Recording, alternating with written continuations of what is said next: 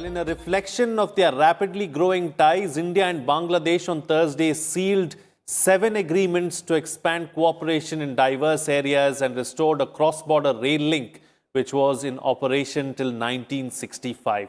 The restoration of the Chilahati-Haldibari railway link and signing of the pacts providing for cooperation in areas of hydrocarbons, agriculture and textiles, among others, came at a virtual summit between Prime Minister Narendra Modi and his Bangladeshi counterpart Sheikh Hasina.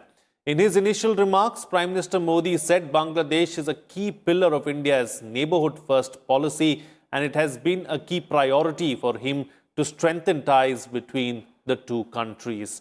Meanwhile, in her statement, PM Hasina said that India is a true friend. The ties between India and Bangladesh have witnessed an upswing in the last few years. Both sides have scaled up trade and economic engagement besides implementing a number of connectivity and infrastructure projects. In this edition of The Big Picture, we will analyze the strengthening India-Bangladesh ties. Joining me on the program today are Pinak Ranjan Chakravarti, former ambassador, Major General Ashwini Sivach, retired strategic analyst, and Sriram Chaulia, Foreign Affairs Analyst. Thank you to all my guests for joining me on this edition of The Big Picture. Ambassador, I'd like to begin the program with you first. The Indo-Bangladesh relationship has seen new heights, and over the recent past, we've seen that the engagement has turned for the better and has indeed improved. What is the reason behind that? I think the leadership is number one reason, and the fact that there has been a consistent consensus in India on improving relations with our neighbors, and Prime Minister Modi has moved it along and pushed it with the neighborhood first policy. Number two, I think, is the leadership in Bangladesh. Ever since Sheikh Hasina came to power in 2009, this is her third term as Prime Minister, and I think she has been very, very consistent in following up on all the items on the agenda, particularly connectivity, and the realization that connectivity is key to prosperity, key to development, and the key to getting people-to-people contact, key to transportation. As you know, that we've just had another fifth, I think, railway connectivity.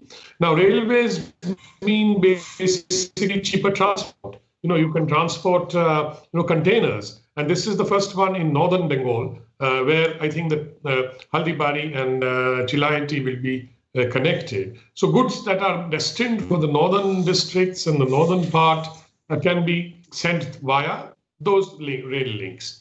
So basically, and I think the other thing, of course, is that the economy of Bangladesh, which has done very well. And I think in the pre-COVID era, Bangladesh was the fastest growing economy in Asia, one of the fastest, certainly. So that, I think, has added to the impetus that the economic, impetus that has been given to the relationship is, I think, another major factor in improving the relationship. Absolutely. The ambassador has spoken about how, from a leadership point of view and from an economic point of view, how the relationship has grown and how it is important and how it has matured as well. From a strategic point of view, General, what is the importance of Bangladesh for India and vice versa?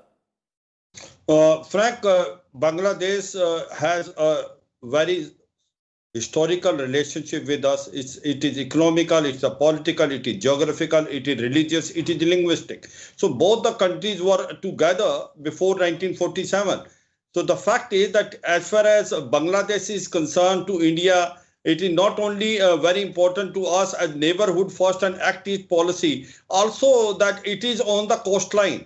And in case, from the security point of view, Bangladesh is very important to India. So as far as India and Bangladesh are concerned, the relationship are growing in last about 15 years since the time the Sheikh Hasina has come into power. There were 3-4 irritants which were there, which has been removed by her. One is the number of militant groups which were operating in Northeast were having a basis in Chittagong Hill Tract. And after she has taken over the charge, she made sure all camps of these militants and the extremists have closed, and majority of them either have surrendered or they have moved to Myanmar.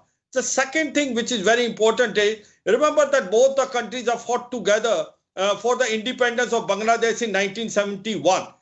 Mukti Bahini was trained solely by Indian Army, and also both of us fought together against the Pakistani for independence. So hence there is supposed to be more military to military relationship, which is very important. And now this is what we have realized: is joint exercise, joint training. A number of courses are being done by the Bangladeshi officer, Bangladeshi man in the School of Instruction in India, and vice versa. That is very important thing which happened. Third thing is, there are some irritants, especially about weapons and all, that Bangladesh has bought 2 submarines from China. It was not to the liking of India.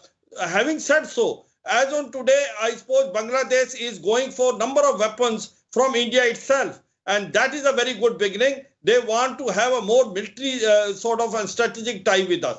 Now, as far as other issues is concerned, you see, connectivity, as the ambassador was telling, is very important. The Chittagong Chittagong port has been made available to us for the transshipment of our goods to northeast states. Now, this cut down a lot of time as well as distance. So this is a very good beginning in this. My only take is we are slightly worried that Bangladesh is going also very close to China. That is not to our liking, and that we need to resolve. 2-3 things stand out in this.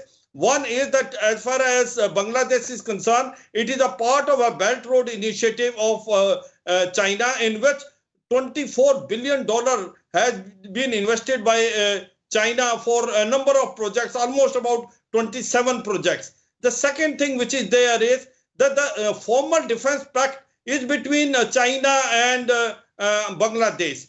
And third thing is that recently China has also given a duty-free, entry to 8,000 products. That is 97 products of Bangladesh. Now that is an important thing which we have to consider it. Also, China is the biggest trade partner to Bangladesh, and we are the only second one. And they have a $12 billion deficiency, whereas India has got $8 billion.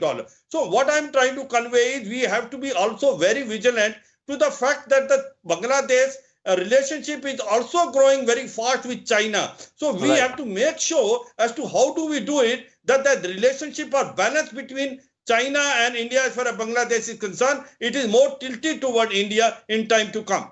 Okay.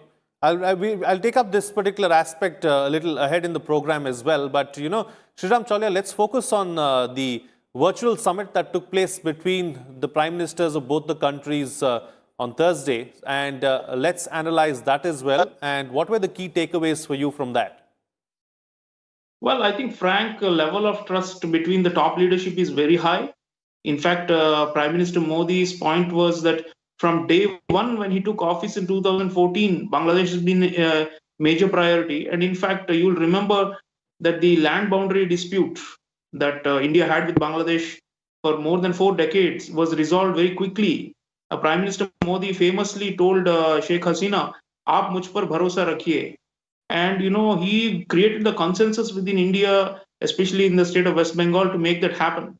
Unfortunately, the Teesta Waters Accord, the other big issue, transboundary river issue, has not yet been resolved due to some domestic considerations in our own state-level politics.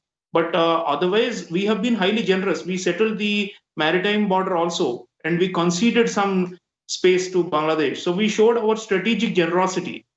Big country, neighborhood first. Narendra Modi was very clear that where there is an international tribunal and it is awarding to Bangladesh, we concede. So I think that was taken in a very good spirit, because Bangladesh expects generosity from India. Everything from issuing of visas, like nitty-gritty stuff for travel, to all the way to settling of outstanding sovereignty disputes.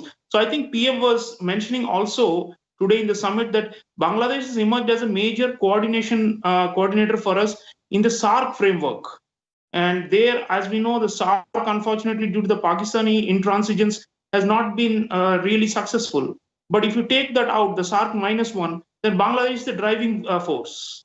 And that BBIN, the Bhutan, Bangladesh, India, Nepal corridor that we have, and which we are now likely to develop further with these trans-border railway corridors that are coming up. If we can do the similar ones across the Himalayas with Bhutan and Nepal, then Bhutan, Bangladesh access to Chittagong port will become easier. These landlocked countries up north, they are looking for access to the Indian Ocean for their own trade. And if this news is good, not only bilaterally between Bangladesh and India, but for other SAARC member countries. I think prime ministers of both countries were talking about how this has become a model bilateral relationship.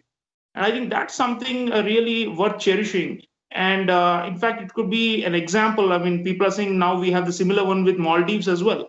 And these should be, the template on the basis of which mutual benefit and also generosity and I think a high level of trust at the political leadership level. This matters.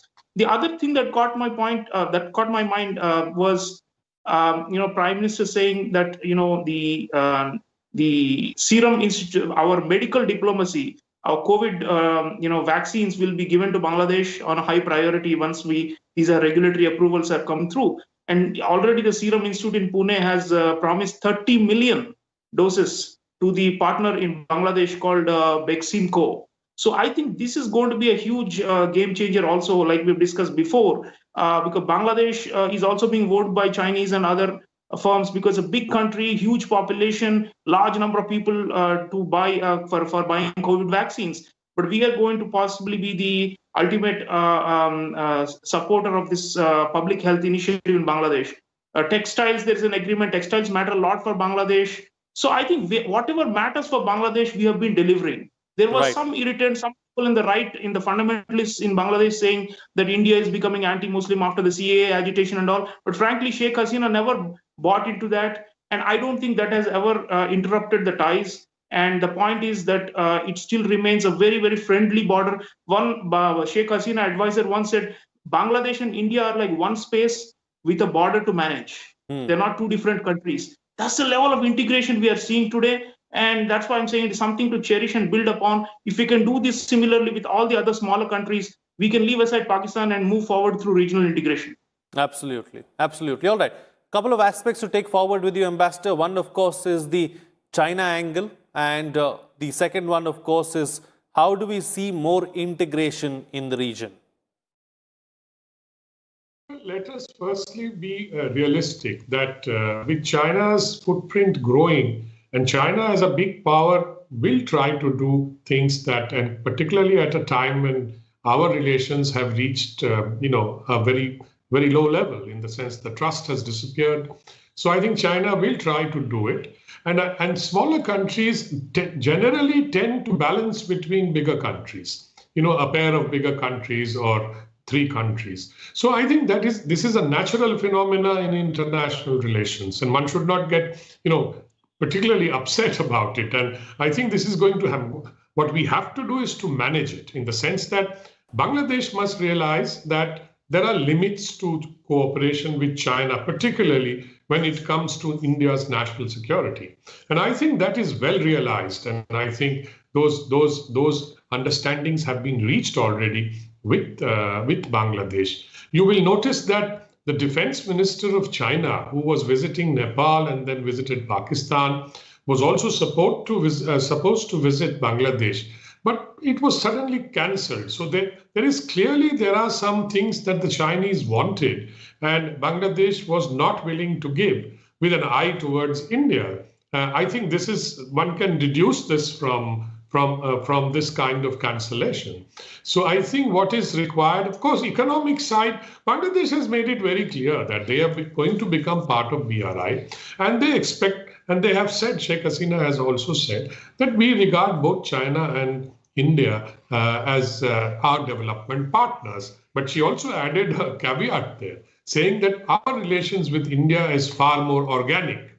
And I think what she meant was that the neighborly relations that we have with Bangladesh, its history, its civilizational context, all those things matter after all. And I think India's soft power in Bangladesh is far more than that of China. And China can never get that kind of soft power. Bangladeshis form the largest number of foreign tourists that come to India for medical treatment, for education, for family reunions, for any number of things. So I think what we are looking at is a relationship that is beyond simply two foreign countries interacting with each other. There is sentiment, there is emotion, there are lots of things in this relationship. It's like a family, really. And I think we also quarrel from time to time. And we have some issues, but most of the major ones, sovereignty related, have been resolved. Sharing of river waters is a complicated and a complex issue.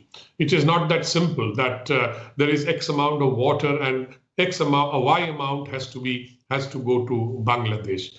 Don't forget the demography has changed hugely. There is impact of climate change on the water. There are hydro, although run of the river, hydro power sort of on many of these rivers. Then there is, of course, finally, and the most important part of the water sharing is that agricultural patterns have changed on both sides. There is water incentive, crops like rice that are being grown in very, very large quantities on both sides of the border. This is sucking up so much of water. And of course, the other reasons, glaciers are melting. Then, see, the problem with water, and I must say this again, is that there is management issues involved. We have so much of water in the non-lean season. We have lean season and non-lean season. January to May is regarded as the lean season. In the non-lean seasons, we have so much of water that 1/3 of Bangladesh is flooded, and so are parts of India. So I think what do we do with this excess water is one of the problems. In other words, can we store it for use during the lean season? So anyway, it's a complex issue, and we'll have to both sit down, do it together, perhaps in a manner also involve Bhutan and Nepal, who also share some of these waters. So I think this is a long-term issue and cannot be sorted out within. And there is, of course, internal politics in India, which prevents certain things from happening. Absolutely. Let's focus on another aspect. General, you raised it in your initial remarks as well. Sriram Chaulia also spoke about it. This issue of extremists in Bangladesh, it has been addressed, of course, by Sheikh Hasina, and she has dealt with extremists with an iron hand. But is it something that some of our troublesome northern neighbors like China and Pakistan can use against us? And is that something that we should be wary of? Absolutely correct, Frank. No doubt about it. After Sheikh Hasina has come in power, especially after 2009, she has made a tremendous difference. That's, all those centuries which were given to the militant group operating from northeast, especially NSC and Kaplang and NSC and IM and Ulfa were closed for good.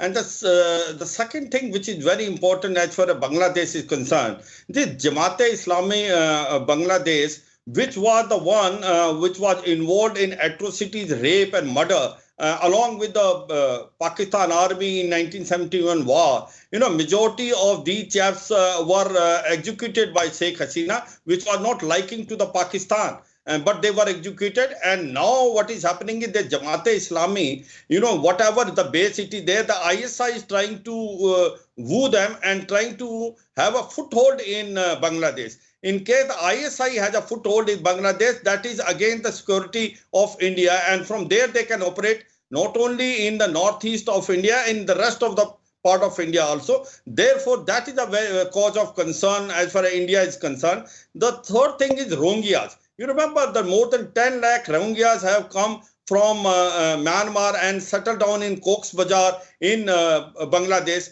Bangladesh is looking after them. India is trying to help them out as much as possible in terms of, goods as well as monetary help.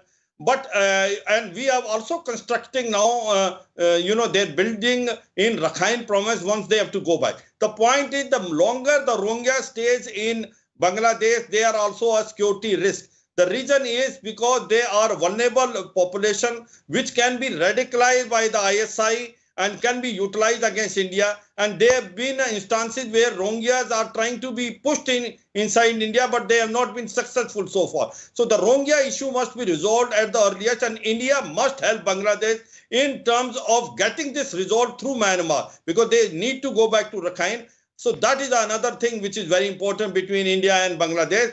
Third thing is the Chittagong port. You remember that earlier there was information and an input to some suggest that Chittagong port has been by and large also given to Chinese, and Chinese are making use of it. And we were very sensitive to that, because China is trying its best to encircle India by having all these ports. Remember that in Kuakapu, that is in Myanmar, it has already got a base. Then Chittagong in Sri Lanka, Hambantota, Chittagong in Bangladesh, Hambantota in Sri Lanka, and then Maldives, and then Djibouti, and then Gwadar. This is where it was encircled. But Bangladesh is now made it very clear that they are not giving any portion of any port to China for any military use. It is only commercial use. So that is another important issue. Third thing is that the submarines which were taken by Pakistan, by Bangladesh from China,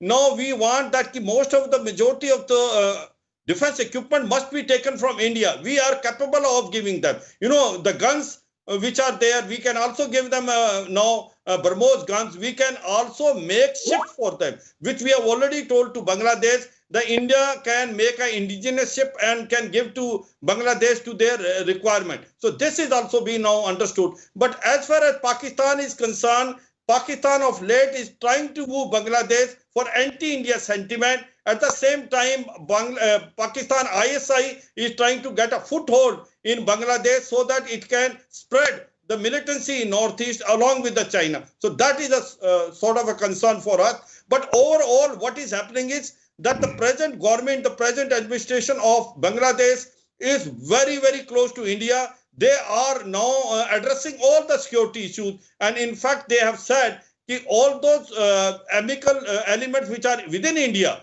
or which are inimical to Bangladesh must be handed over, which have already been given. So to me, it looks like that in future, the relationship are going to grow up. Military relation has to grow up much more than what it is. Joint exercise, Air Force, Navy, Army, and also more officers on the either side should join the training as well as the school of instruction, so that the bonhoming, which was once upon there in 1971 and thereafter, must come back again. Okay. All right. Sriram Chaulia, there's no doubt that Indo-Bangladesh ties are in a special place, have scaled new heights. What do we need to work on to ensure that we scale newer, even newer heights? Well, I think, Frank, definitely we need to open our markets more to Bangladeshi products. Already Bangladesh is a top trading partner for us within SAARC. And we need to support their economic recovery from the corona pandemic and the shutdowns and all these. The entire 2020 has been pretty much a washout for them as much as for us. So I think post-pandemic recovery, in fact, the Ministry of External Affairs was saying that today's the virtual summit is meant to chart out a roadmap for bilateral ties in the post-COVID world. So I think that should be a top priority. We should continue to show our generosity on that front. The other is, Sheikh Hasina needs to be strengthened, but we must also keep our, ties open to all other political elements in Bangladesh. Because, Sheikh Hasina, there's a criticism that she's become more authoritarian lately and less open to dissent or alternative viewpoints. So those kind of problems, we need to coordinate better and ensure that there is a legal movement of people, there's a trans-border rail, road, inland water transit. There's so many connectivity projects we're doing, but we should coordinate better in terms of weeding out unwanted elements who may misuse the relative openness of the borders to carry out terrorist attacks inside India. That is a real fear. So one thing about China, Frank, and that's something also we must work on. China wanted to invest heavily in the Sonadia deep water port in Bangladesh, and they were promising billions and all that. but now Bangladesh cancelled it. Sheikh Hasina has been very crafty. So although she is part of BRI and is accepting Chinese funds, she's always tried to balance it out.